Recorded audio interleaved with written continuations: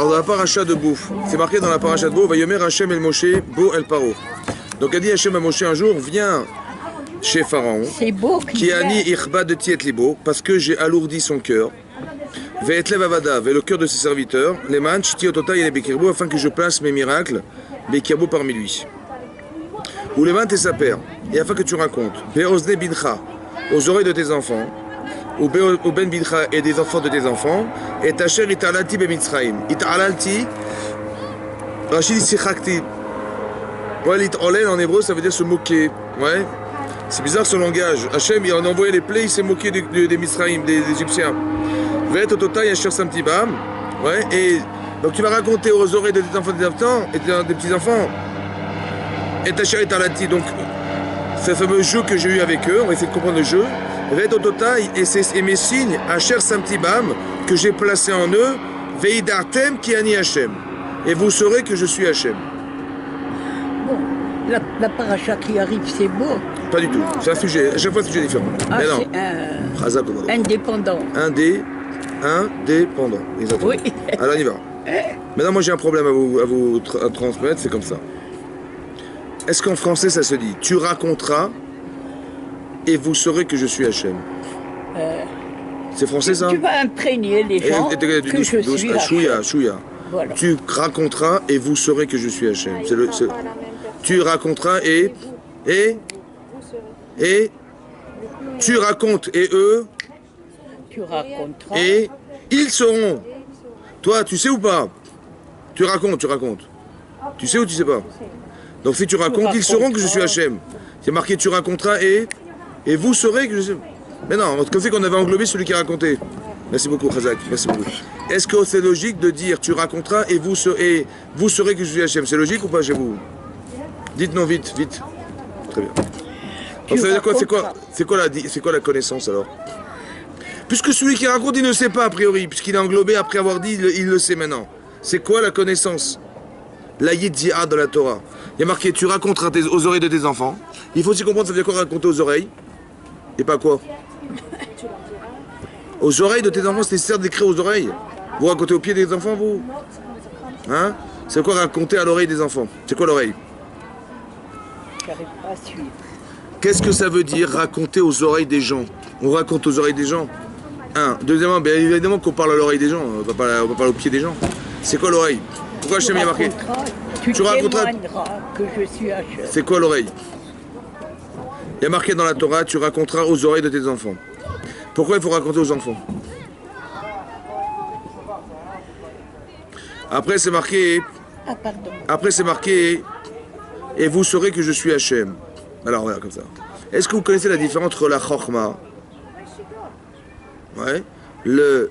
la Bina et le Da'at? C'est quoi la différence entre ces trois formules? C'est quoi? Chokhma, Bina, Da'at. C'est quoi la différence? Intelligence. La Chokhma c'est quoi? Hein? L'intelligence. Non. C'est la gestion. Non? La Chokhma, la Bina. C'est quoi la Bina? On va dire l'inverse. La Bina, c'est quoi la Bina? La vin, davar, mitor, davar. Bina, compréhension. C'est la nuance. La nuance. C'est quoi la différence entre deux éléments? Il faut de la bina pour différencier les éléments. La bina. La différenciation, la nuance, c'est la bina. La chokhma, c'est quoi? C'est la connaissance. Vous avez des idées, vous avez des connaissances, ça s'appelle la chokhma. Chacham, c'est quelqu'un qui a un ordinateur dans la tête, il connaît. Ça va? La bina, c'est la différence que vous avez dans la tête entre deux éléments. Et le da'at. La compréhension. Mais tout est compréhension. Le bina, c'est la compréhension. Vous avez dû comprendre pour apprendre. C'est quoi la différence? C'est quoi le da'at? Il y a doua, c'est connaître. En français, c'est quoi la différence? Mais non, il y a marqué Adam, Yada et Tishto Chava. Ça veut dire quoi? Adam a connu sa femme. Ils ont eu une relation qui s'appelle le Da'at. Ça veut dire que le Da'at, c'est le lien. Mais non. Si vous savez des choses, vous êtes réactif à ce que vous savez, ça s'appelle qu'on a du Da'at. Si vous n'êtes pas réactif, vous n'avez pas de Da'at. On dit un enfant n'a pas de Da'at, ça veut dire quoi? Il est bête? Non. Il n'est pas forcément réactif à ce qu'il sait. Mais si vous lui apprenez quelque chose, est-ce qu'il va être capable de le refaire, de le redire? Pas sûr. Parce qu'il n'a pas de date. Il n'est pas capable de pouvoir mémoriser et mettre en place quelque chose, un système qui s'appelle réagir à ce qu'on sait. Quand vous réagissez à ce que vous savez, vous avez du da'at. Ça va? C'est ça le da'at. Donc la chokhma, c'est la connaissance globale. La bina, c'est la capacité de nuance entre les éléments que vous savez. Et le da'at, c'est la capacité de réaction que vous avez à la connaissance. C'est clair ou pas? Maintenant, vous réagissez, vous vivez la chose. Vous avez du da'at. Ça va? Mais si vous n'avez pas de da'at, oui, quand vous, des fois, vous avez, je sais pas, votre mari ou n'importe quoi, dit j'ai pas fait attention, j'ai oublié, il n'y a pas de da'at. C'est-à-dire qu'il sait la chose, il dit excuse-moi, j'ai pas réagi. Il n'a pas de da'at. Un enfant, il n'a pas réagi, il n'a pas de da'at. C'est-à-dire qu'il n'a pas la capacité de pouvoir faire un lien entre sa tête et son corps qui va faire qu'il va réagir. Il n'y a pas de lien. Le lien est coupé, il n'y a pas de da'at. Ça va? Donc ça veut dire quoi, Vehidartem maintenant? Et vous saurez que je suis Hachem. C'est quoi le da'at? Vous reconnaîtrez que je suis Hachem. Ça veut dire quoi? Ça c'est en français, on a compris. J'ai l'impression. C'est du français. Mais ça veut dire quoi? Au fond de vous-même, au fond de vous, qu'est-ce que ça vous parle? Ça veut dire quoi de savoir? Avec ce qu'il va raconter. Comme si que celui qui raconte, il ne savait pas. Vous comprenez ce que ça veut dire ça? Vous avez la connaissance, vous êtes le professeur. Mais est-ce que vous vivez ce que vous dites? Alors vous allez le raconter, et c'est quand vous allez raconter à vos enfants que vous allez vous rendre compte de la conséquence. Vidartem qui ani Hachem, mais vous serez vous qui racontez. Vous êtes des chachamim, vous, mais vous n'êtes pas des yodim. Tu connais, tu répètes le livre. Quand vous avez un professeur à l'école, il va faire un cours, et vous allez marquer le cours. Et après vous allez voir le livre, vous dites, mais il a fait comme le livre. Alors, il est chacham? Oui, il est chacham, mais est-ce qu'il a du da'at? Non. Il n'est pas capable de me donner envie de comprendre la matière. Il n'est pas capable d'extérioriser les choses. Il n'a pas de da'at. Vous avez compris la différence? Mais j'ai pas besoin de lui, moi. Moi j'ai le bouquin, j'ai pas besoin de réécouter ce qui est marqué dans le livre, j'ai perdu 1 heure. Voilà, en 5 minutes j'aurais lu, j'aurais fait pareil. C'est-à-dire qu'il n'a pas de da'at, la capacité de faire le lien entre la connaissance et la matière. Et moi, il n'arrive pas. Da'at. Vehidartem ki ani Hachem. Qu'est-ce qu'on nous demande dans la vie? De savoir ou d'avoir du da'at? Très important ça. Parce qu'on peut savoir, mais à quoi elle sert la connaissance? À se réaliser un jour. Mais j'ai l'impression qu'il se lie les trois. Bevadaï. Bevadaï. Bevadaï. Est-ce que vous avez bien compris ça? Pour avoir de la bina, il faut de la chorma. Et pour avoir du da'at, il faut de la bina. C'est lié, Badaï. Mais vous avez compris la différence entre la connaissance, comme si qu'il y avait une connaissance expérimentale, qui s'appelle le da'at. Et nous, on nous demande d'avoir du da'at, d'être des gens cohérents. Ça va, c'est clair ou pas? La cohérence, c'est pas la connaissance. C'est pas parce que vous savez que vous êtes. C'est parce que vous allez expérimenter le lien qui existe entre votre connaissance et vous. La façon de réagir est la preuve. C'est ça le da'at. C'est clair? Donc il faut raconter à ses enfants ce qui s'est passé en Égypte pour réagir à ce qu'on sait. Ça va? Pourquoi il faut dire à des enfants? L'Agma dit, s'il y avait 4 enfants dans la Gada de Pessah, vous vous rappelez ce passage? Il y a le Chacham, il y a le Tam, le Racha, et celui qui ne s'est pas posé de question. Le Tam. Tam, j'ai dit. Ouais? Mais non. Vous vous rappelez, il y a un professeur. Attendez, maintenant, c'est quoi parler? Ça veut dire quoi pour vous parler à vos enfants? Quelle est la différence entre parler à un adulte et parler à un enfant? C'est quoi la différence? Quand vous parlez à un enfant, hein, quelle est la différence entre vous parler à une personne qui a 30 ans et une personne qui a 12 ans? On explique davantage à un enfant. Pourquoi? Parce qu'il y a des choses qu'il n'a pas le da'at. Mais vous savez, vous? Ah oui, non, pas de lecture.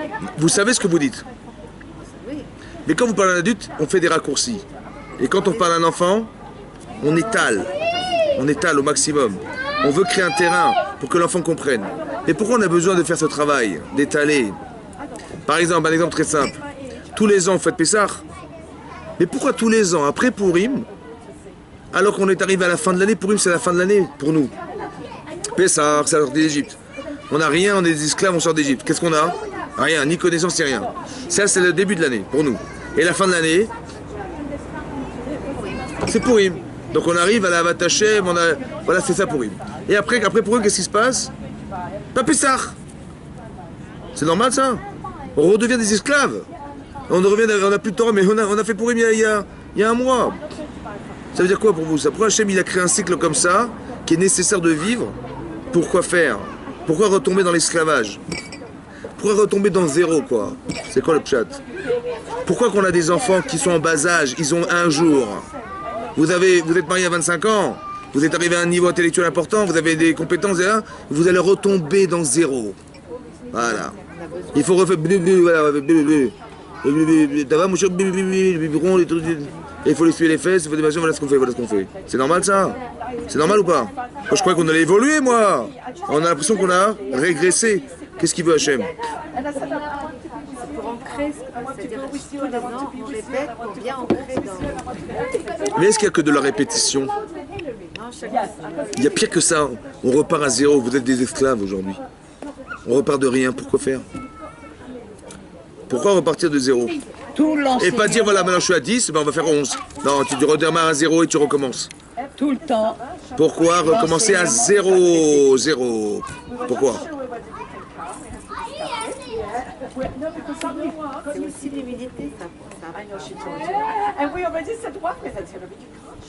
Pourquoi la remise en cause à 0? C'est de la remise en cause à 0, ça, non? Est-ce que vous avez cet acquis ou pas?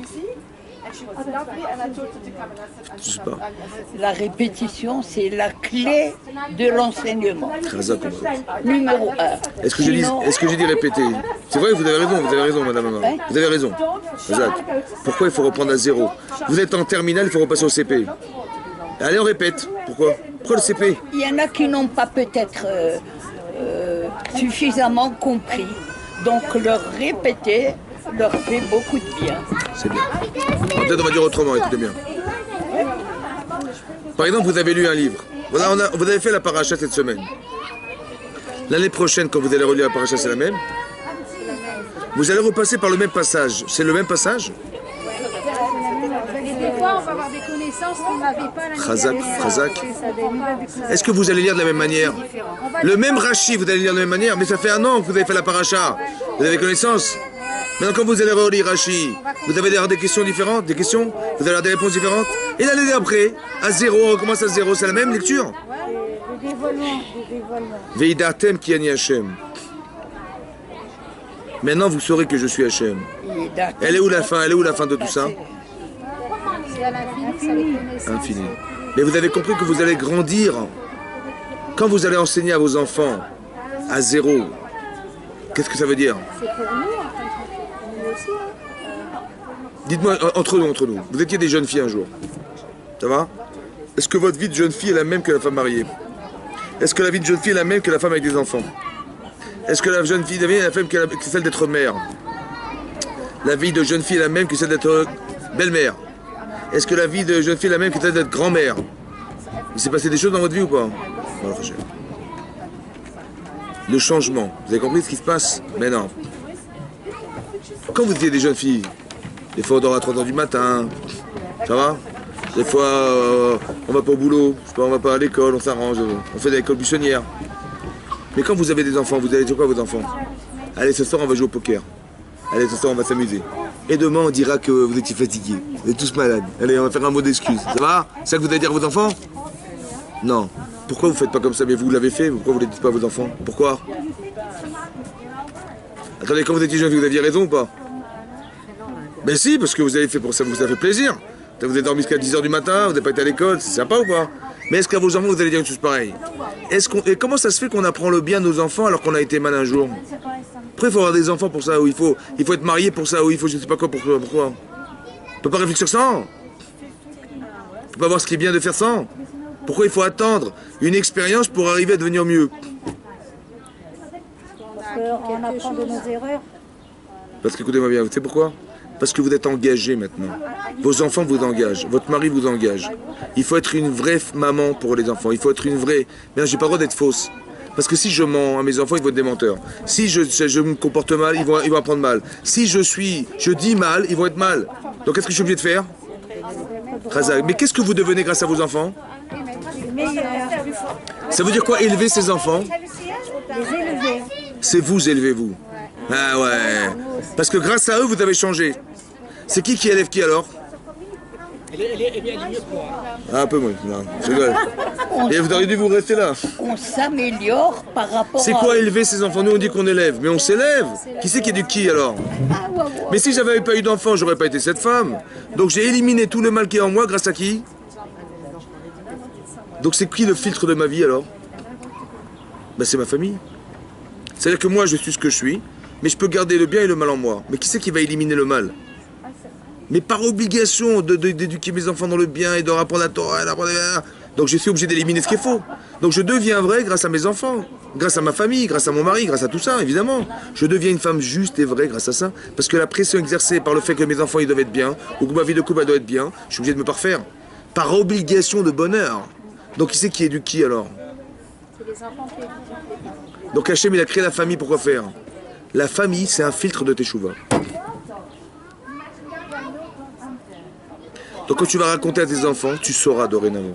Vous avez compris la différence? Avant je savais, mais je savais, j'avais la chorma, je sais. On m'a dit que l'école de Bissia c'est pas bien. C'est trop dur, j'y arrive pas, il faut bien que je m'amuse. Mais là, si tu t'amuses, tes enfants ils vont mal tourner. Donc tu responsabilises tes actes, tu vas raconter à l'oreille. À l'oreille ça veut dire quoi raconter à l'oreille? Et pas quoi? Pas à ses pieds ou pas autre chose. Il faut que ça rentre dans son oreille. Quand est-ce que tu vas t'assurer qu'il est bien rentré dans son oreille? Quand tu vas voir qu'il a réagi tov, bien quand il a voulu.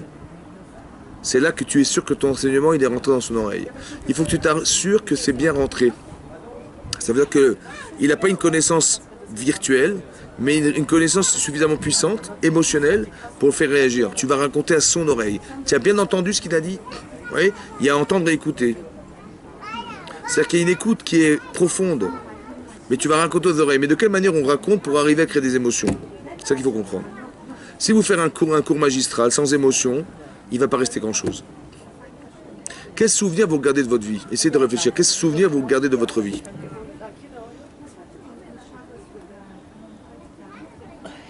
Vous gardez des émotions, des choses marquantes, des choses qui vous ont touché. Ça va? Ça veut dire que s'il y a de l'émotion, il y a de la mémoire. S'il n'y a pas d'émotion, on oublie. La mémoire sélective, elle est émotionnelle. Alors écoutez bien. La Torah, elle a choisi un moyen de communication qui est la parole et l'écoute. Tu raconteras à tes enfants. C'est une manière de communiquer. Pourquoi la Torah elle a choisi la manière de communiquer qui est la parole et l'écoute? Et pas le voir, de voir et de ressentir. Qu'est-ce qui est plus efficace? La parole et l'écoute ou de voir et de ressentir? Qu'est-ce qui est plus efficace au niveau de la mémoire? Mais c'est la raison qui commande tout. Écoutez, qu'est-ce qui est plus efficace? Répondez à ma question. Quand vous avez écouté de la musique, en été, dans la voiture, pendant les vacances, vous êtes au mois d'août. Au mois de décembre, vous allumez votre CD et vous écoutez la musique. La même musique, vous écoutez au mois d'août. Ça vous rappelle les vacances, c'est vrai? Voilà, tiens, ça me fait plaisir les vacances. Je me revois sur la route émotionnelle. Vous avez compris? Vous ressentez quelque chose. Quand vous voyez un événement fantastique et vous ressentez, je sais pas moi, je vous raconte la sortie d'Égypte, je vous raconte l'ouverture de la mer Rouge. Ça vous choque ou pas? Ça vous prend? Mais si vous l'aviez vécu vous-même, vous avez eu peur, vous avez vu les Égyptiens, vous avez eu peur, et la mer s'est ouverte, et vous avez couru comme une folle, et vous avez traversé la mer Rouge, et vous avez vu la mer se retourner comme les Égyptiens, et vous avez vu tout ça, vous avez vous rappelé ou pas? Est-ce que si je vous raconte, je vais arriver au degré d'intensité que de voir et de ressentir? C'est possible ou pas? C'est possible ou pas? C'est impossible. Donc de voir et de ressentir, c'est plus fort que de parler, d'entendre. C'est vrai ou pas? Quand vous lisez un livre, c'est pas pareil que celui qui l'a vécu. Alors pourquoi la Torah a choisi de parler et pas de voir et de ressentir?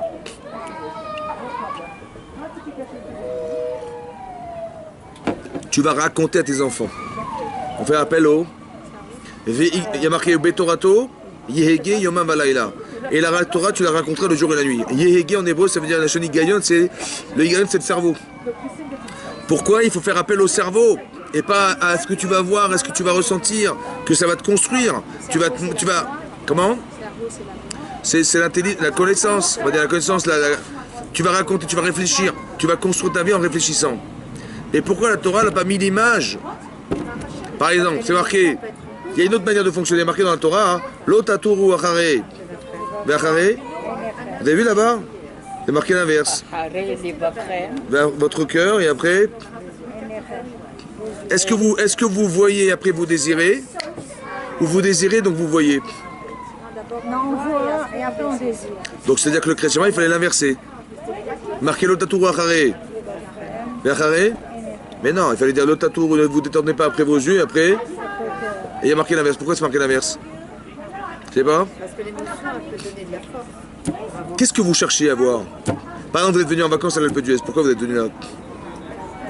Parce que vous avez désiré, vous avez été chercher là où il y a des montagnes. Hein? Quelqu'un qui est un grand fumeur, c'est parce qu'il voit des gens fumer qui fument ou parce qu'il a envie de fumer qui cherche le tabac? Hein? Il a envie de fumer. Ça donne envie. Quelqu'un qui est un fumeur, quelqu'un qui a jamais fumé, il est curieux de fumer, il va voir et après il dit tiens, je sais pas ce qu'il y a là-dedans, je vais fumer. Mais quelqu'un qui est un fumeur, il a envie de nicotine. Il a envie de nicotine. Dans son cœur, il a envie. Donc qu'est-ce qu'il cherche maintenant? L'autre, ça veut dire que le problème, il est où? Il est dehors ou il est dedans? Le Yitzhara, il n'est pas dehors, il est dedans.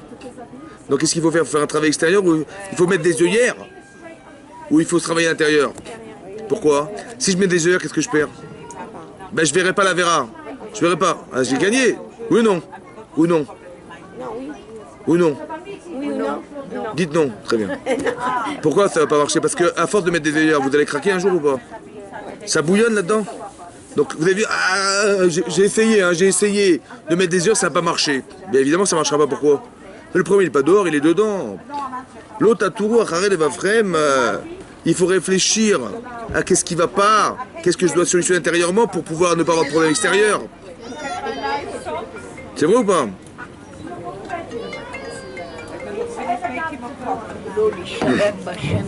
Comment on construit son cœur? Comment on construit son cœur?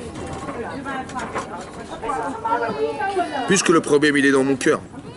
Comment je vais construire mon cœur pour avoir un bon cœur? Vous voyez bien que quoi? Que tout ce que vous désirez, c'est ce que vous allez faire. C'est pas ce que vous voyez, hein, c'est ce que vous désirez, que vous allez voir. Donc le problème il est dans mon cœur. Comment je vais pouvoir faire que je vais voir ce que je désire et ce que je désirais bien? Comment je vais faire?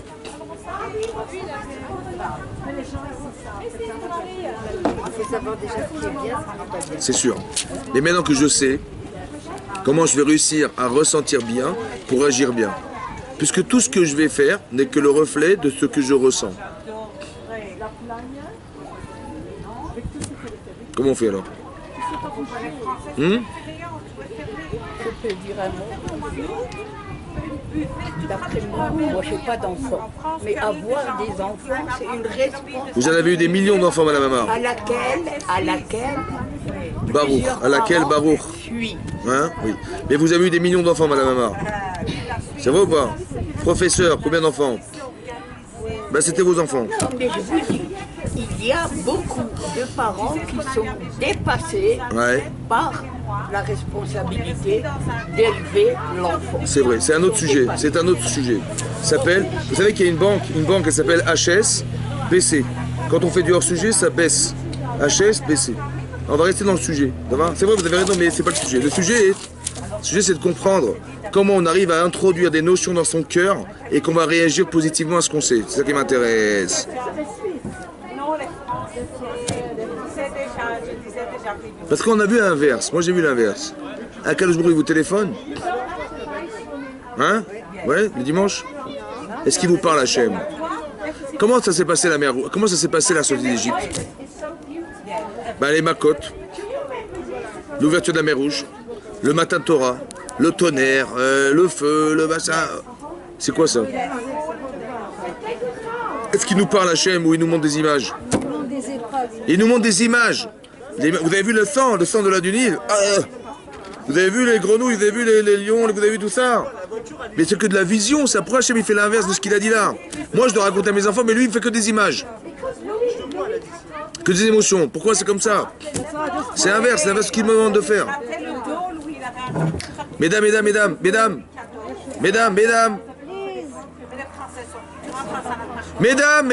on peut pas faire court, c'est impossible. Excusez-moi. Ben oui. Excusez-moi, de quoi serait venu? C'est la recette du couscous. Voilà. Alors, maintenant, vous avez compris? Maintenant. Alors, Nico. Je suis en train de filmer là, je suis désolé. Maintenant, qu'est-ce que je vous disais avant que je m'énerve? C'était ça. Vous avez compris comment on rentrer? C'est marrant parce qu'à quel jour il fait l'inverse. Il met des émotions et il n'y a pas de parole. Et moi, il me demande de raconter à mes enfants, c'est bizarre. Lui, il nous montre la mer Rouge, il nous montre le Nil en sang. C'est l'émotion qui va nous faire réagir. Qu'est-ce qui est vrai alors? Qu'est-ce qui est faux alors? Je comprends pas. Il me demande de faire une chose qui est l'inverse de ce qu'il fait lui-même. Pourquoi c'est inversé? Je comprends pas. Si c'est vrai ce que je fais, alors lui aussi il fait vrai ça. Et si c'est faux ce que je fais, alors j'aurais dû faire des images. Peut-être si on fait ce qu'il dit, ça va donner le résultat que vous avez donné. Alors écoutez-moi bien. On se construit par la parole. Vous savez, il y a des gens... Écoutez-moi bien. Il y a des gens, ils sont tellement légers, ils sont tellement matérialistes, ils sont tellement... Comment dire? Il y a un type, il va tomber amoureux d'une Goya. Ouais. Il va vouloir l'épouser, les enfants, il va trouver un million de prétextes pour rester avec elle. Pourquoi? Parce qu'il est... comment dire, Chitsoni, c'est-à-dire qu'il est quelqu'un quelqu'un qui n'est pas capable de voir l'intériorité des choses. Vous voyez? Superficiel. Mais non. Il peut tomber amoureux de l'image. Le danger, c'est qu'il n'est pas aiguillonné. Tu dis, mais est-ce que ça peut être ma femme? Est-ce que ça peut être mon mazal? Est-ce que ça peut... Mes enfants ne seront pas mes enfants? Donc quand j'ai un peu de sechel, un peu d'intellect, je peux commencer à faire des tris et me dire, mais c'est pas possible. Donc je suis capable de faire des choix parce qu'intelligemment, je sens que ce sont des faux choix. Donc quand je suis raisonné, je suis structuré mentalement, oui, alors après je peux mettre des choses dedans. Donc d'abord je mets de l'intellect, après je mets des émotions. La Torah dit il faut étudier la Torah, tu sais pourquoi? Parce que pour ne pas tomber dans des pièges grossiers dans la vie, il faut être un peu intelligent, il faut être nuancé, il faut être réfléchi, il faut avoir du recul. C'est très important. Donc la Torah nous dit, réfléchis, raconte à tes enfants, apprends-leur à réfléchir. Vous savez que l'éducation de nos enfants, c'est pas forcément de leur apprendre des choses, c'est de leur apprendre à réfléchir. De ça, c'est juste, ça c'est faux, ça s'apprend comme ça ne réfléchit pas comme ça. Il y a des nuances. Et plus on s'affine, et plus on apprend à nos enfants à faire des choix qui sont nuancés et qui sont intelligents. Ça va? Ça c'est le départ. Mais ça ne suffit pas d'être intelligent. Parce qu'il y a des gens intelligents qui font des bêtises humaines énormes. Parce qu'ils n'ont pas d'émotion. Vous avez compris? Il n'y a pas d'émotion. Après, il faut introduire autre chose. C'est ce que fait Hachem. Il met des émotions. La Haggadah de Pessah, c'est quoi? Ce sont que des émotions. Il faut manger du maror. Émotionnellement, de l'amertume. On nous dit dans la Haggadah, on commence Big Night, ça veut dire qu'on commence à raconter des choses désobligeantes, qu'on était des esclaves. Et on termine Bishvach en disant on loue Hachem de nous avoir sorti d'Égypte. Pourquoi ce processus-là de passer par l'esclavage pour arriver à être des gens libres? C'est vrai? Dis-moi, on fête le 14 juillet en France. C'est quoi le 14 juillet? C'est quoi? La libération de la prise de la Bastille. Un jour, vous savez, il y avait une royauté en France. Une royauté. Il y avait Louis XIV, il y avait Marie-Antoinette, et madame, les gens payaient des impôts, madame, elle avait 3000 servantes, payées par les impôts. Des dépenses exorbitantes, etc. Et les gens en avaient marre. Tu fais une manifestation, on t'envoie en prison à la Bastille. On te tue, on te décapite. Ça va? Les gens en ont marre. Qu'est-ce qu'ils ont fait? Ils ont cassé le gouvernant et ils ont institué une constitution, des lois. Ils ont coupé le lien entre l'État et le clergé. Etc. Ils ont fait des trucs. Bon, aujourd'hui, c'est ce qu'on a aujourd'hui. Et bien, ils ont fêté ça. Vous savez ce qu'ils ont fait? Ils ont brisé la Bastille. Ils ont fait une tour aujourd'hui et on fait le 14 juillet. Maintenant, est-ce que les goïms, ils vont vous dire, hey, rappelez-vous, hein, il y avait la Bastille, la prison, Baruch Hashem, allez, faites les l'artifice. C'est ça qu'ils font? Ou il faut le faire l'artifice directement? Pourquoi on ne fait pas comme eux, nous? Pourquoi on ne fait pas les feux d'artifice à Pessah? On dit, non, rappelez-vous, on est des esclaves. Pourquoi tu m'angoisses la vie? Fais-moi faire d'artifice. C'est quoi la différence? Pourquoi les Chachamim, ils ont pensé qu'il fallait qu'on soit des esclaves? Pour revivre les émotions. Par exemple, je vous donne un exemple, vous allez comprendre. Est-ce que vous vous sentez libre là, en France? Faire les mises-votes, faire les... Oui ou non? Est-ce que vous vous sentez libre complètement? Voilà, on est à Paris, vous savez ce qui se passe à Paris. Ça va? Ça va ou pas? À Épinay. Vous êtes bien? Vous êtes libre, vous faites ce que vous voulez, vous êtes à Jérusalem, vous êtes à Paris, c'est pareil? D'accord. Ah, vous vous sentez libre ou pas alors? C'est vrai. Maintenant, je vais vous offrir un billet d'avion à chacune pour partir en Israël. Vous voulez ou pas? Voilà, mais je vous invite à aller à Gaza pendant une semaine avec votre foulard, ouais, et votre main et votre cécicite et la kippa à Gaza pendant une semaine. On n'est pas les bienvenus. Comment vous allez sentir? Il faut vous entraîner parce qu'il faut courir vite. Hein. Il faut mieux rester. Non, mais, non, une semaine, pas un jour, une semaine entière. Et cachez-vous et machin. Comment vous... D'accord, vous êtes... Très bien, vous êtes... Mais une semaine là-bas, une semaine à Gaza, au milieu de Gaza. Ça va? Comment vous vous sentez? Vous revenez en France. Et vous arrivez là maintenant, comment vous vous sentez? Libéré. Mieux. Maintenant, vous mesurez combien vous êtes libre en France ou pas? Est-ce que vous saviez combien avant? Écoutez bien, vous savez quoi? On ne mesure pas combien on a de la chance. Vous savez ce qu'il faut faire? Il faut qu'on se rappelle qu'on était des esclaves et qu'on arrive à avoir de la conscience de ce qui nous a un jour manqué pour savoir que la chance qu'on a d'être libre aujourd'hui. Les Chachamim, ils ont dit, rappelle-toi que tu es un esclave. Parce que la liberté, elle se comprend que quand tu sais ce que ça t'apporte la liberté et combien tu en manques et à manquer d'en avoir. Il y a la connaissance et il y a la conscience. Ça se traduit comment? D'abord, rappelle-toi que tu es esclave. Mange du marron. Et là, il raconte la sortie d'Égypte, et combien c'était dur, et combien on a frappé. Ça va, tu sens ça? Maintenant, Baruch Hashem, c'est fini. Ah, merci papa. Là, vous avez construit une connaissance émotionnelle de liberté qui n'a rien à voir. Parce que ce qui va compter, c'est les émotions que vous avez. Combien vous désirez? On nous raconte, on nous dit que si on n'avait pas été sortis d'Égypte, aujourd'hui on serait des esclaves en Égypte. C'est marqué dans la Guéda. D'où ils ont su Chachamim? Peut-être qu'on aurait été sauvés par les Américains. C'est gratuit d'écrire, c'est dangereux d'écrire. Il y a 3... Ah oui, les Américains ils auraient sorti d'Égypte un jour peut-être. Comme ils ont sorti les, je sais pas moi, les Irakiens, les Iraniens. Hein, peut-être. C'est gratuit de l'écrire. Ils se disaient, si on n'avait pas été sortis, on serait encore esclaves. Mais qui t'a dit? Peut-être que non. C'est grave d'écrire ça. Ça veut dire quoi à votre avis? C'est Hachem qui nous a sortis. Si Hachem n'avait pas sorti d'Égypte, on serait encore resté esclaves. Mais qui te dit? Peut-être pas.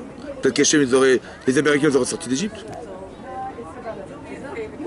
Écoutez-moi bien. Il y a marqué là-bas, si on n'était pas sorti d'Égypte, psychologiquement, on était tellement bas que même si dans 2000 ans on aurait sorti d'Égypte, on serait resté esclaves dans nos têtes. Vous avez compris ça? Ça veut dire que pour dégager, pour construire des gens, il faut des émotions. Vous avez compris? Allez, écoutez-moi bien. Je fais souvent dans les cours, je fais exprès de vous poser des questions. Vous avez remarqué ou pas? Je vous embête un peu. Hein. Pas seulement ça. C'est pour faire travailler notre... C'est vrai, mais je veux dire autrement, on va dire autrement. La question, c'est une souffrance. Oui, c'est vrai, parce qu'on n'arrête pas de chercher. La souffrance, c'est de ne pas savoir. Mais quand vous avez compris... Mais non, ça va rester ou pas? Parce que vous avez eu mal. Ça va? La question est une douleur. La question est une forme de souffrance. La question, c'est l'obscurantisme. Quand vous êtes dans le noir, et je vous allume l'allumette, ah ben, c'est ça qui se passe en fait. La question, elle est nécessaire ou pas? Elle vous construit? Ouais. Parce que si je vous donne la réponse directement, soit vous allez me dire, mais à quoi ça répond? Je ne sais pas de quoi il parlera, je ne comprends rien. Ouais, mais quand je vous ai posé le problème, et vous avez dit, ah oui, effectivement, ouais, c'est vrai, il y a un problème, je ne sais pas. Et on a donné une réponse, je dis, ah oui, d'accord, ça marche. On vous construit par la question. J'ai rendu émotionnel une connaissance qui fait que maintenant elle vous appartient. Parce que la question dérange. Si quelqu'un, il a une maladie, et il s'est cassé la jambe. Il a un problème ou pas? Qu'est-ce qu'on fait alors? Bah, toute ta vie, tu vas marcher comme ça. Voilà. Ou bien non, je vais te faire un plâtre, on va ressouder ton os et tu pourras courir comme tout le monde.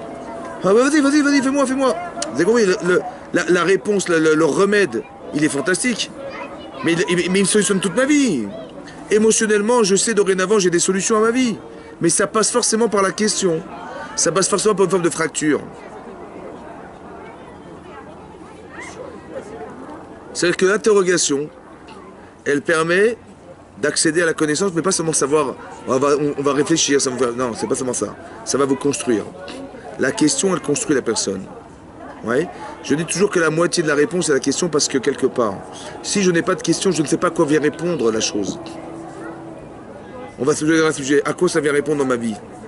Si je n'ai pas de réponse, je n'ai pas de question, je n'ai pas de réponse. Très important que vous sachiez à quoi ça vient répondre et où ça se positionne. Parce que la question, elle positionne des choses. Une fois on l'a dit au cours, vous vous rappelez, on a dit, qu'est-ce qui est plus dur? D'être fils de pas religieux ou d'être fille ou de fils de religieux? Qu'est-ce qui est plus dur? A priori, c'est d'être fils de pas religieux, mais c'est pas Pourquoi vous avez raison, pourquoi d'être fille de pas religieux, c'est plus dur que d'être fille de religieux? Parce qu'il faut tout réapprendre du départ, il faut tout se construire. À quoi ça sert d'apprendre? Pour faire. Oui, parce qu'on avance. La difficulté de quelqu'un qui n'est pas religieux, quand il est dans l'obscurité, sa vie est perdue. Et il rencontre un rave, il rencontre une rabbinite, il rencontre des cours. Il dit, mais c'est ça la vérité. Le choix de la vérité, il est compliqué ou il est facile? Quand on est dans l'obscurité, de chercher la lumière, de faire le choix de la lumière dans l'obscurité, c'est facile ou c'est dur? C'est facile. Le choix est simple. Ce qui est dur, c'est de s'adapter à la lumière. Ça va? Mais est-ce que le choix est compliqué? Le choix, il est compliqué? Non. Le Baal Teshuvah, il n'a pas de problème. Parce que la lumière, c'est son soulagement le plus grand. Donc c'est un choix facile. Ce qui est dur pour lui, alors qu'il a vécu dans l'inverse, c'est d'arriver à être cet homme ou cette femme. Ah, ça c'est dur. C'est vrai. Donc la difficulté n'est pas dans le choix, elle est dans la capacité d'adaptation. C'est clair ou pas? Celui qui est déjà dans la lumière, depuis qu'il est petit, les tzitzit, la kippa, les machins, les brachas, les Amazon. Mais non. Maintenant, depuis l'âge de 3 ans, il a tzitzit, la bracha, les katan, les birkat Amazon, les mitzvot de la Torah, les mitzvot de Mishnayot, le chat, le tamout. Quand il a 20 ans maintenant. Hein? Pourquoi? Hein? Pourquoi? Pourquoi c'est rester dans la lumière? Hein? Non, on va rester dans la lumière. Non, c'est pas question d'être privé Et pourquoi d'avoir été privé d'autre chose? Comment ça? C'est logique, hein? Mais pourquoi? Mais pourquoi il cherche ailleurs? Il est dans la vérité. Parce qu'il est toujours dans la lumière. C'est dur l'endurance tout le temps pareil. C'est pas ça le problème. Si je vous donne des choses que vous aimez toute la journée, vous êtes lassé? Hein? Non, pas la même chose, hein, mais je veux dire, tout ce que vous aimez, je vous le donne. On varie tous les jours. Enfin, vous êtes dégoûté. Non, je veux manger de la terre. Ça existe, ça? Bah, lui veut manger de la terre, mais comment ça se fait? Alors, comment vous expliquez ça? Vous savez pas? Je vois, les jeunes sont comme ça, ils veulent aller voir. Voilà, pourquoi? Ils veulent expérimenter. Vous savez pourquoi? Je pense. Hein. Parce qu'ils n'ont pas choisi. Et alors? Attendez, doucement, chouïa. Ils n'ont pas choisi. C'est vrai. Écoutez-moi bien. C'est la émette. Ils n'ont pas choisi. Qui c'est qui a choisi? C'est les parents. Oui, mais nous, on croit qu'on est dans le bon chemin. Attendez, doucement, vous avez raison. Donc il y a un problème maintenant. Oui, c'est ça. Alors qu'est-ce qu'on fait alors? C'est le conflit tous les jours. Il faut leur faire comprendre que notre choix... Non, on n'arrive pas à leur faire comprendre. Tu parles avec des murs, j'ai l'impression qu'on parle avec des murs. C'est comme le mari de son mari. Vous savez pourquoi les gens en Israël se marient au kotel? J'ai entendu cette blague. Non, je savais pas. Vous savez, les gens il dit à sa femme, va, on va aller au kotel se marier. Pourquoi? Je connais pas cette blague. Vous savez pas? C'est une blague. Il y a des bar mitzvahs au côté. Non mais il dit, on va se marier au kotel. C'est pourquoi? Pour que tu t'habitues à parler à un mur. Tu t'habitues. Mais non, vous avez compris, mais non. Maintenant, ce que je dis comme ça, écoutez bien. Le Baal Teshuvah, il était dans le noir. Oui. La lumière, ça l'a aidé ou pas? Bien sûr. ça l'a guidé. Donc celui qui est dans la lumière, qu'est-ce qui va l'aider? Ah, il n'y a rien, ça l'aide. Dans le noir. Il est pas noir. Dis-moi bien. C'est dangereux. Dans le noir. C'est quoi le noir? Quand tu voudrais lui poser la question, mais pourquoi tu fais ça? Vous allez lui poser un problème ou pas? Quand le Yitzhara, il va lui dire pourquoi tu fais ça, il va lui poser un problème, Yitzhara? Il va le mettre dans le noir? Est-ce qu'il a la lumière en lui pour solutionner ça? Oui, il était dans la lumière. Donc Hachem, vous, votre travail, c'est de le mettre dans la lumière. Maintenant, le Yitzhara, il va s'amuser pour le mettre dans le noir. Maintenant, il a la solution, Yitzhara? Il l'a. Le Yitzhara ou le petit enfant? Quand je dis votre enfant, hein, maintenant il a 25 ans, ça va? Non, je peux faire. Maintenant il a appris la Torah, il a des solutions, il a machin. Mais il n'a pas le problème, lui. Qui c'est qui va lui créer un problème? Il va le mettre dans l'obscurité? Oui. Ouais. Maintenant, est-ce que maintenant il a la capacité d'avoir les solutions? Parce qu'il a appris la Torah. Lui, il a les capacités. Il a compris la Torah et les mettre maintenant? Oui. Oui, mais pourquoi il s'éloigne? Il n'y a que dans l'obscurité, parce qu'il n'a pas compris en quoi la Torah elle le solutionne. Son problème, c'est qu'il pratique des mitzvot sans comprendre fondamentalement ce qu'il fait. À quoi sert la Torah? Posez-lui la question à quoi ça sert la Torah. Ça les histoires? Ça les histoires? Moi, je dis pour mon exemple à moi personnel. Le petit, il est venu, il est là. Comment? Moi, mon fils, il a 16 ans. Il est sorti de la yeshiva pour les vacances. Ouais. C'est un autre. Il a mis un t-shirt. C'est pas, on s'arrête pas trop sur ça. C'est pas ça qu'il faut voir. Peut-être qu'il est trop jeune. Peut-être. C'est ça. Et ça veut dire quelque part, il faut que. C'est ça qu'on explique, d'arriver à consolider la connaissance. Voilà. D'être en Si moi je suis dehors, t'es pas à ma place à la yeshiva, c'est très. Voilà. Donc il a besoin. Donc la yeshiva, elle lui apporte quelque chose, mais elle l'enferme quelque part. Donc quelque part, il a besoin de ça. Alors on le laisse, on veut pas. Il a besoin ou pas? Oui, un petit peu. Si vous dites non. Non, parce qu'il se construit, on dirait. Voilà, parce qu'il a besoin. Il est en âge où il devrait s'amuser. Voilà. Mais il s'amuse pas. Non, c'est ça. Donc laissez-le s'amuser quand il peut. On le laisse quand même. On met pas Et son après, chapeau. mais attendez, mais si vous lui dites, mets ton chapeau, il voit tout le monde inverse. Vous allez gagner l'ami de chapeau, vous allez gagner. Chazak ou Baruch.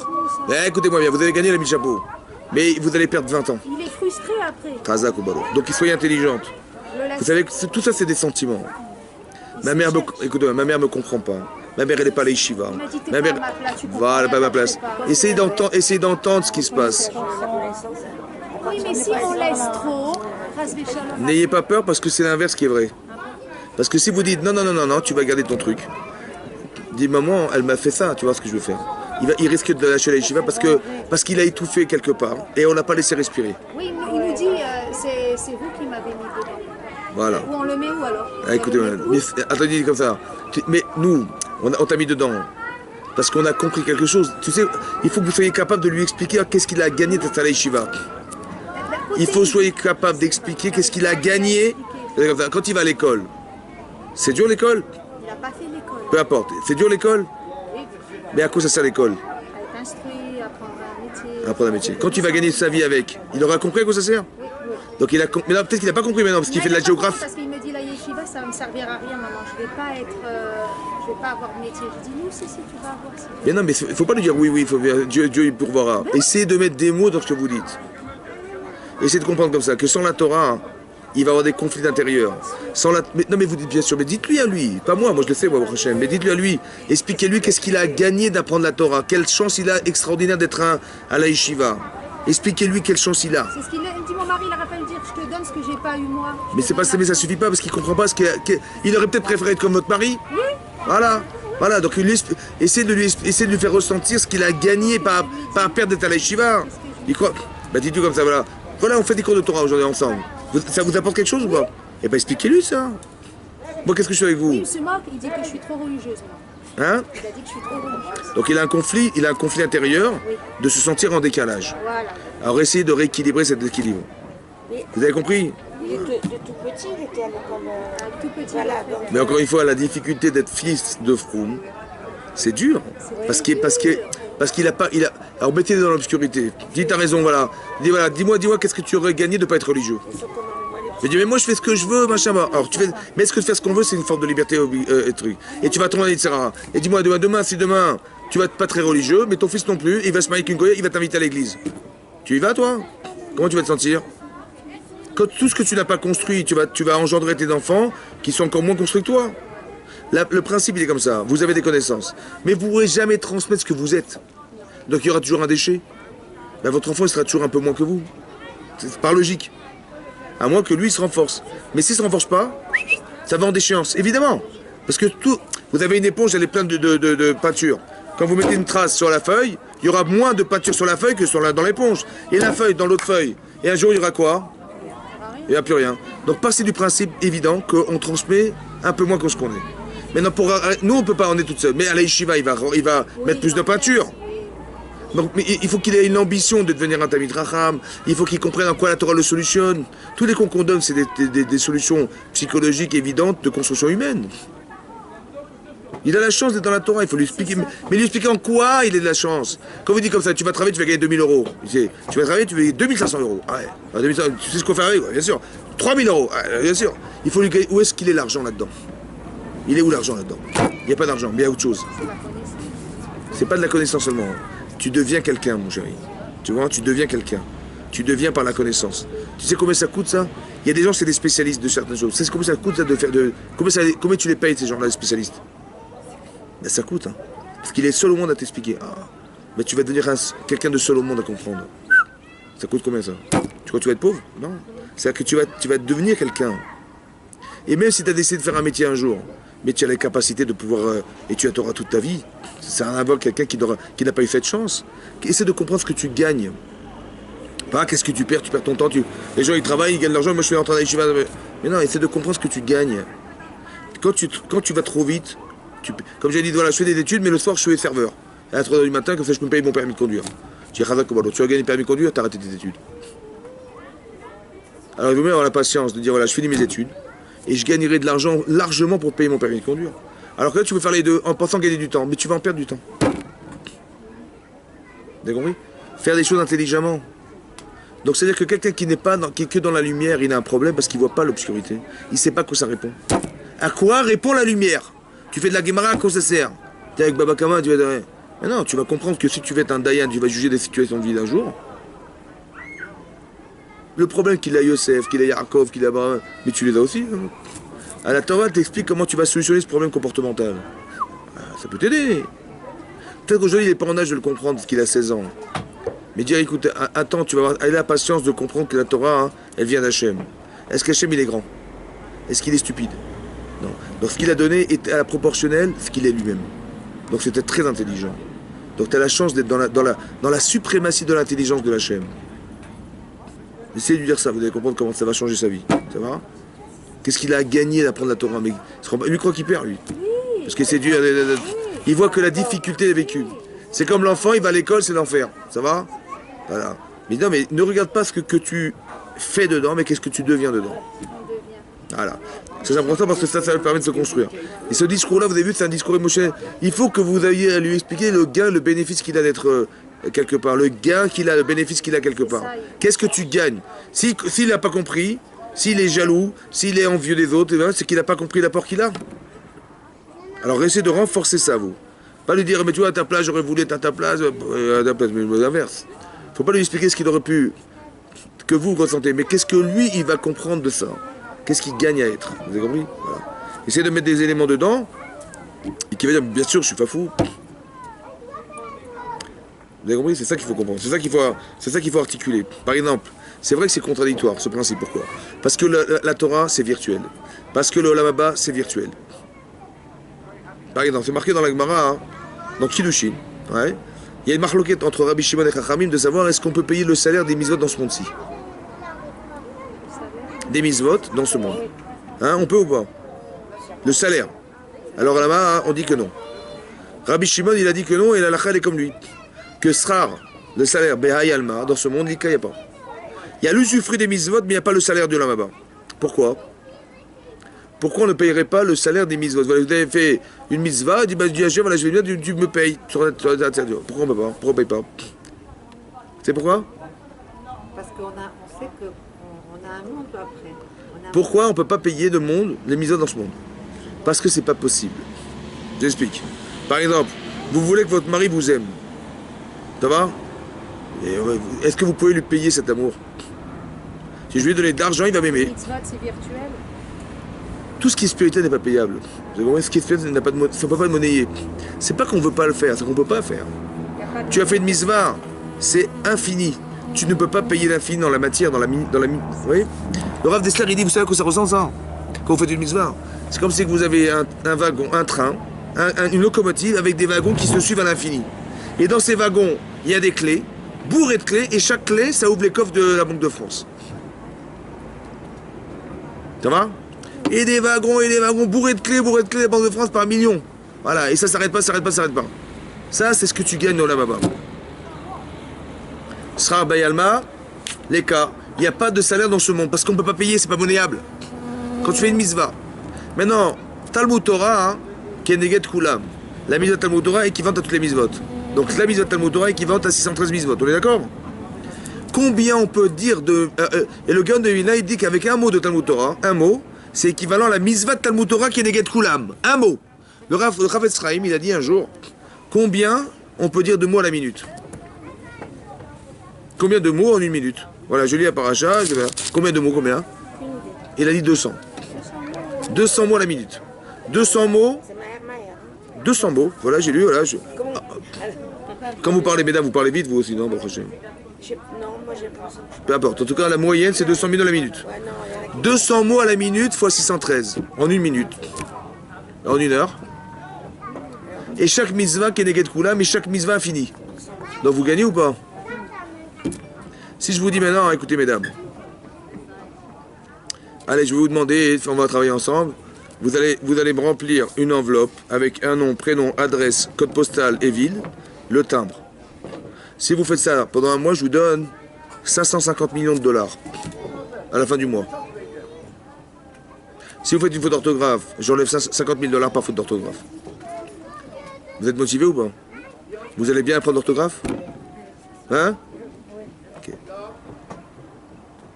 Maintenant ça là, ça vaut plus ou moins qu'une mitzvah Talmud Torah? Hein? Ça vaut plus, mais c'est moins concret. En vérité, ça vaut plus. Je suis Ma'amin Batora. Il y a marqué que Yesra Be'al Malika. Donc 550 millions de dollars, c'est un mois de travail. Mais quand j'ai fait un mot de Talmud Torah, c'est plus ou pas? J'ai la Imouna ou pas? Comment ça se fait que j'arrive pas à le concrétiser? Pourquoi je crois plus aux 550 millions de dollars à la fin du mois? Je vous dis un exemple. Hein. On est en train d'étudier la Torah.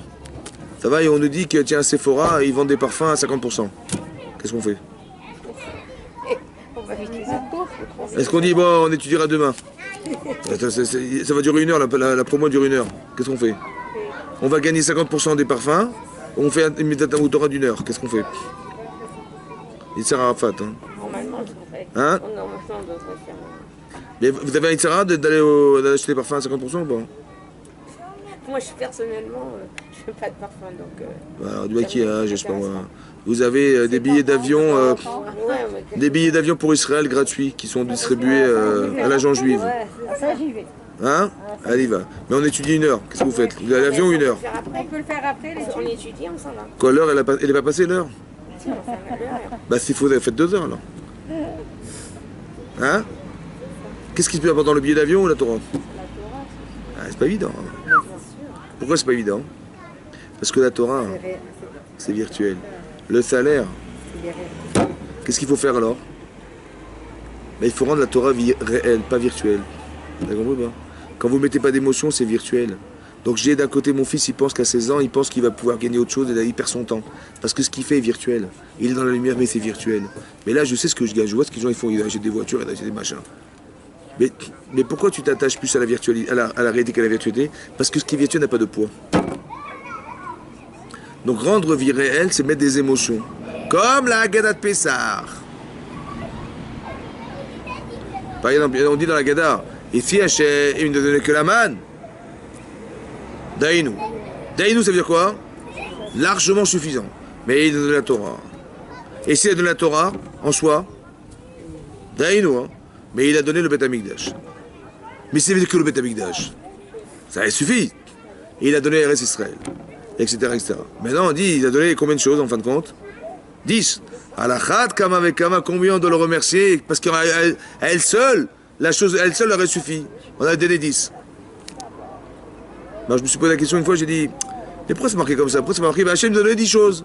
Il donne la main, la Torah, les machins, on l'a dit sur Radak, Toda, merci. Pourquoi il a marqué si avec une seule chose? Ça aurait suffi, mais il a donné l'autre. Et l'autre en soi, il aurait suffi, il a donné l'autre qui était là. Alors combien on lui doit? C'est quoi ce discours? Non, c'est un discours émotionnel. Si vous donnez 10 choses, ouais, 10 choses, Radak. Mais si chaque chose en soi, elle aurait suffi, sans l'autre, et qu'on vous donnait 10 qui en soi aurait suffi chacune sans l'autre, vous avez ce qu'on vous a donné. Vous mesurez ce qu'on vous a donné. Vous mesurez ce qu'on vous a donné émotionnel. Daïez-nous, ça veut dire quoi daïez-nous? Je vous donne à manger, et vous êtes bourré comme ça. Ouais. Et je dis, mais attends, mais je dois rajouter. Non, c'est trop. Non, mais quand on le dit, on réfléchit. On ne peut pas émotionnellement le... C'est des images que vous avez dans votre tête. C'est l'image que vous avez qui vous fait rassurer, et qui vous rassure. L'image. L'image que ça représente. Daïnou, ça veut dire quoi Daïnou? Vous imaginez la grandiose. C'est bon, je vous donne tous les mois de quoi construire la ville de Paris. Vous avez fait la ville de Paris? Daïnou. Et je vous ai donné New York. Ouais. New York, ça vous suffit? New York, ça suffit? Je vous ai donné Tokyo. Tokyo, ça vous suffit? La ville de Tokyo. Oui, mais qu'est-ce que vous voyez? Mais qu'est-ce qui vous rassure? C'est l'image. Il faut arriver à construire des images. Et l'imagination, c'est fondamental, alors que nous, on est très théorique. Il faut mettre des images, il faut habiller la théorie par des images. Et là, ça vous parle. Ben là, ça vous nourrit, ça vous rassure et ça vous... C'est ça qu'il faut faire à l'enfant. Qu'est-ce qu'il va gagner? Vous avez compris? C'est ça qu'il faut nourrir des théories, ça va? Pour qu'elle arrive à être émotionnelle. C'est ça toute la Gadat Pessah, c'est ça tout le récit de la sortie d'Égypte, c'est d'arriver à mettre de l'émotionnel dans la connaissance.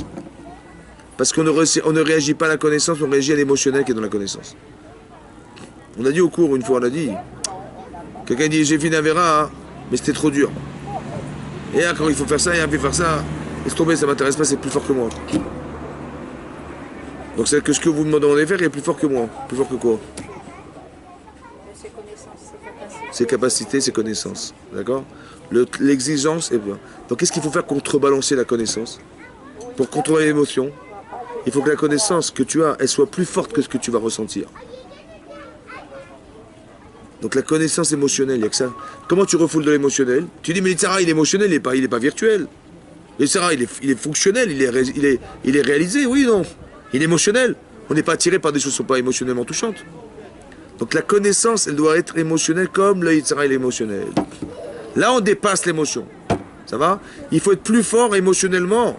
Par la connaissance. Quand je vous ai dit un mot de Talmud Torah qui est Neged Kulam, mais non, il faut arriver à comprendre ça et à faire que... Si demain, Yitzhara dit, attends, mais il y a des promotions, à Auchan, ils vendent des tables de ping-pong à 50%. Non, je dis, mais t'es fou, quoi. Un mot. 50% c'est quoi? C'est 150 €. Mais là je vais gagner des milliards d'euros. C'est fou quoi. C'est ça qu'on a réussi à l'émotionnel, par l'émotionnel, on a réussi à gagner ça. Maintenant j'ai gagné que maintenant je suis cohérent, je sais ce que ça veut dire. C'est ce que je gagne. Il faut faire un travail inversé en fait. Il faut essayer de savoir qu'est-ce qu'on va gagner dans la mitzvah. Mais non, vous avez atteint le niveau. Je dis mais t'es folle ou quoi? Tu vois, je vais aller à Sephora pour gagner 50% du parfum. Mais j'ai la Talmud Torah, j'ai la mitzvah, je vais gagner plus. Maintenant vous êtes arrivé à ce niveau-là. Par intérêt de gagner la mitzvah. Alors là, on vous dit, il ne faut pas faire les mitzvahs dans l'intérêt de recevoir un salaire. C'est une autre étape, ça. C'est la deuxième. Nous, on croit qu'a priori, il faut faire les mitzvot sans salaire. Mais qu'on voit quand on fait sans salaire, on n'a rien finalement.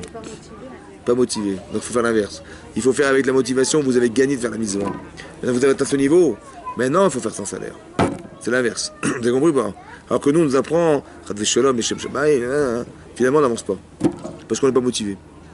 Parce que je me dis, il n'y a rien. Qu'est-ce que je gagne, moi? Rien. Alors apprends à ne rien gagner. Après, ça fabrique des gens tristes et malheureux. Non, fais-le par intérêt. Mais non, que l'intérêt, il est puissant, il est fort chez toi. Fort, fort. Mais non, tu as réussi à atteindre quelque chose qui est fondamental chez toi parce que tu dis, mais je ne vais pas rater ça pour ça. C'est là qu'on te dit, fais-le sans intérêt dorénavant. Maintenant que c'est construit, c'est ressenti, alors fais-le sans intérêt.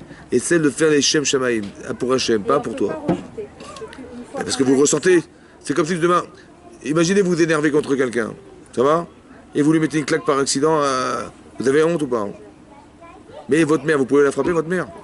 Hein? Pourquoi lui, vous pouvez et pas votre maman? Vous savez pas? C'est quoi? Pourquoi vous pouvez pas? Ça vous traverse même pas l'esprit.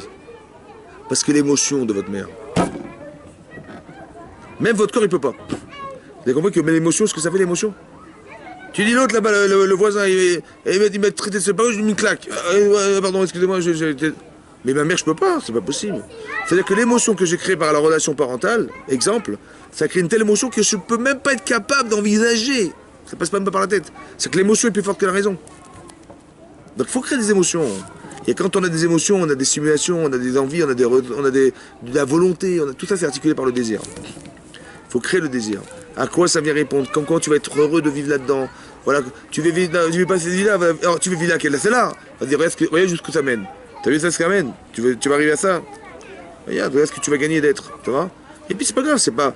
Mais si tu veux pas faire ça toute ta vie, dans la Torah, mais au moins tu as des capacités, tu as des... Après, tu as toute ta vie pour devenir, c'est pas grave. Mais au moins construis-toi bien, construis de façon cohérente. Chazak ou Baruch? Chazak.